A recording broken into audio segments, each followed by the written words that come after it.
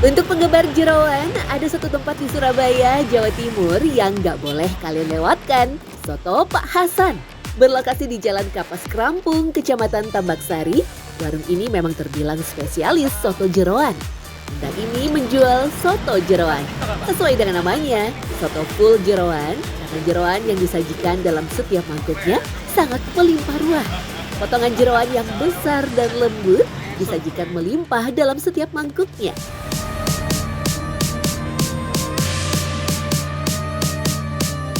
Rasa yang gurih berpadu dengan rempah kuah kaldu benar-benar membuat siapapun bisa melupakan rencana dietnya. Hanya dengan Rp28.000, pengunjung bisa menikmati soto jeroan lengkap dengan telur rebus serta es teh manis jumbo. Kalau rasa enak sih, baru pertama nyoba terus ya enak, first time nggak ngecewain lah. Enak juga. Porsinya banyak itu poin. Kalau untuk yang suka gitu nggak seberapa sih, cuman kalau doyan, kalau diajak makan gitu jeroan bisa nerima lidahnya, apalagi kalau kayak soto gitu.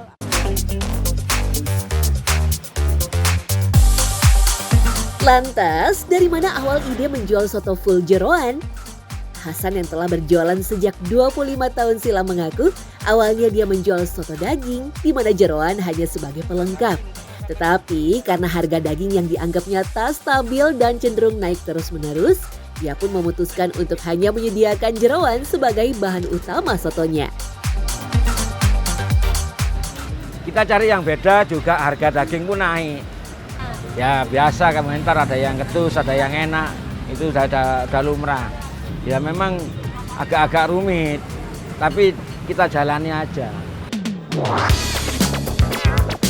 Kini dalam sehari, Hasan bisa menghabiskan jeroan sampai 30 kg. Mulai dari babat, usus, paru, ginjal, sampai hati sapi. Untuk menjaga kualitas sotonya, Hasan tak pernah sekalipun memakai jeroan beku alias selalu belanja bahan segar setiap hari. Kalau yang lama pucat karena es-esan, kena es mereka itu lebih lembek.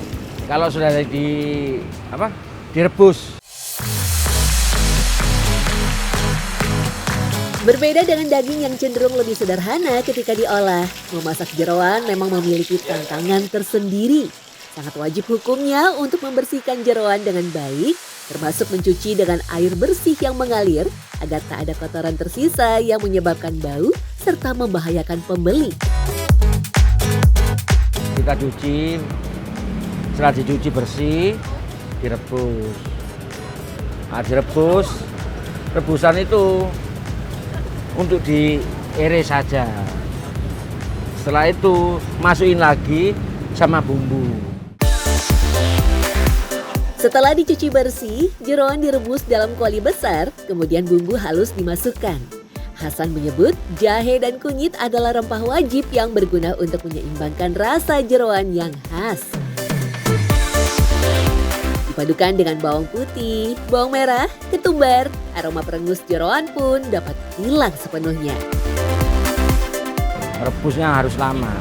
Ya kita kan setengah matang ngerebusnya itu. Jadi kira-kira 1 jam atau 2 jam. Uniknya jeroan yang direbus hari ini selalu dipakai untuk soto keesokan harinya. Karena itulah ketika selesai merebus, jeroan akan didiamkan di dalam rebusan yang juga sekaligus menjadi kuah kaldu. Hanya saja agar rasa kaldu tak pahit ketika direndam bersama jeroan, ampas yang berada di permukaan harus disaring. Rasanya itu menguat. Karena di situ ada menu semuanya jeroan. Dari babat, usus, jantung, ginjal, itu semuanya ada. Kalau kita buang, kaldunya nggak ada. Bahan yang telah disiapkan semua di dapur lantas dibawa ke lapak jualan Hasan. Tak butuh waktu lama untuk menyajikan soto jeroan. Jeroan yang sudah matang diiris menjadi bagian kecil untuk dihangatkan kembali secara dadakan di lapak jualan. Untuk mengkoreksi rasa, garam biasanya hanya ditambahkan ketika menyiapkan pesanan. Tetapi jika Anda ingin merasakan sensasi selain jeroan, soto sulung di Surabaya bisa menjadi alternatif destinasi kuliner. Berlokasi di Jalan Sulung Sekolahan, Bubutan, Surabaya, soto yang satu ini menyediakan campuran daging sapi dengan kuah yang lebih ringan. Dari nama ini, jalan, mungkin orang yang beli soto di Sulung gitu loh. Kan tidak ada orang yang jual, style bapak saya, terus yang kantor gubernur ini masih ikut bapak saya. Dia belajar. Menurut Kaya, sang ayah adalah orang Madura asli yang datang ke Surabaya pada sekitar tahun 50-an. Awalnya, soto daging ini dijual dengan menggunakan pikulan dari satu kampung ke kampung lainnya. Tepat di tahun 64, Ari Zainal sang ayah menetap di sebuah bangunan mirip ruko di Jalan Sulung Sekolahan. Meski memakai campuran jeroan, soto sulung hanya menjual jenis jeroan babat, usus, dan paru saja karena lebih mudah dibersihkan.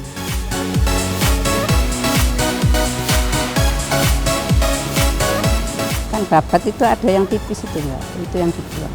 Kalau orang nggak ngerti kan nggak dibuang. Kalau itu aseman itu sukar enggak itu. Saya enggak mau. Soalnya sukar anunya itu, nanti daunnya enggak enak. Kaya sendiri juga memakai kaldu hasil rebusan pertama. Tetapi jeroan terus-menerus direndam, melainkan diangkat terlebih dahulu untuk kemudian dimasukkan rempah-rempah. Buat matang iya, ya mulai dulu ya gitu. Kan yang sekarang tuh dibuang gitu, kalau rebusan pertama dibuang. Habis diangkat, bumbu-bumbu masuk. Janu kita sudah ngiris-ngiris dimasukkan semua, sudah jadi. Jeroan yang sudah diangkat kemudian diiris tipis dan direbus kembali bersamaan dengan bumbu halus. Tujuannya adalah agar bumbu jauh lebih meresap ke dalam potongan kecil jeroan. Cukup rebus jeroan kembali selama 1 jam, kemudian matikan api kompor. Soto jeroan didiamkan terlebih dahulu selama 8 jam sebelum disajikan kepada para pembeli. Jam 2 sampai pagi itu kan masih panas. Saya matiin tapi panas. Nah itu yang dapat empuknya dari situ.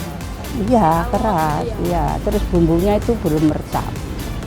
Bumbunya masih berbau bumbu, belum matang gitu. Tak lupa endapan kaldu yang mengambang ke atas kuah harus diambil atau disaring.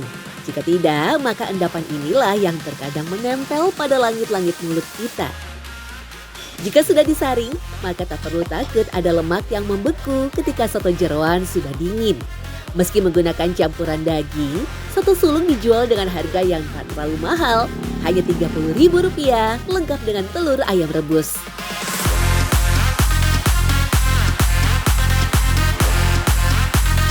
Tak bisa dipungkiri, jika soto ayam di Surabaya dikenal sebagai soto Lamongan, penjual soto sapi memang rata-rata adalah pendatang dari Madura. Sebuah catatan menyebut, sapi dan segala turunannya memang telah akrab di masyarakat Pulau Madura. Dalam tradisi lisan masyarakat Madura disebutkan, sejak era Arya Wiraraja, salah seorang tokoh Madura yang membantu pendirian Kerajaan Majapahit, telah dikenal karapan sapi. Sapi juga menjadi salah satu simbol status bagi para pria ataupun petinggi saat itu. Bahkan salah satu jenis sapi paling terkenal di Indonesia adalah sapi Madura yang merupakan hasil persilangan banteng dan sapi India. Karena itulah selain bermanfaat dalam pertanian, sapi juga menjadi salah satu protein dan bahan makanan utama di Madura. Tak terhitung lagi kuliner berbahan dasar sapi yang memang tenar berasal dari Pulau Garam termasuk soto.